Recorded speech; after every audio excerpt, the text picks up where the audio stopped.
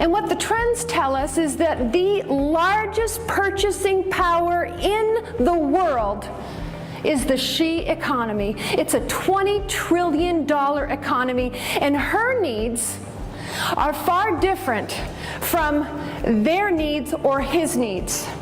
And these women said, if we want to tap into that incredibly loyal SheEconomy, we better understand her.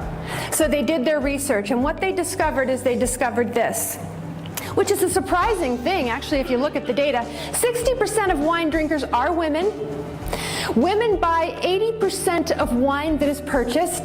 80% of women that were surveyed are not happy with their appearance for some reason or another. 45% of them are on a diet. Most women who drink wine want less of that buzz, or Behringer likes to call it fuzz factor, that happens when you drink wine. And then the women went deeper.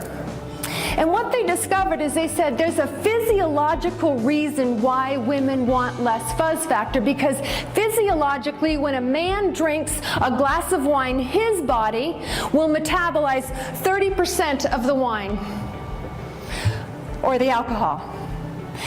A woman's body will only metabolize about 10% of the alcohol. So we can have the same glass of wine, but I'm way more buzzed than he is. And they don't like that. At least that's what the survey respondents said. So you know what these women did?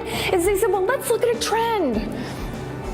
And the trend in California wines is this: you leave grapes on the vine for long hang time, because the longer they hang on the vine, the more fruit forward, which means the more alcohol, and then the more sugar, which is the more calories.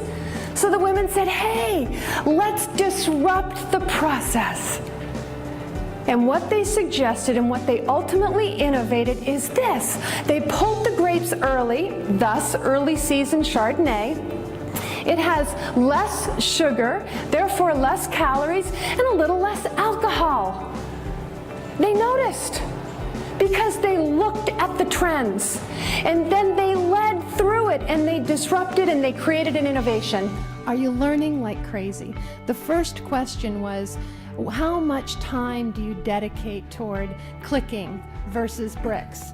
Well, I would ask you to take a few steps back and say, if you look at how much time you have or you think you might invest in creating some kind of an online site, are you not doing that because psychologically you're just not up for it?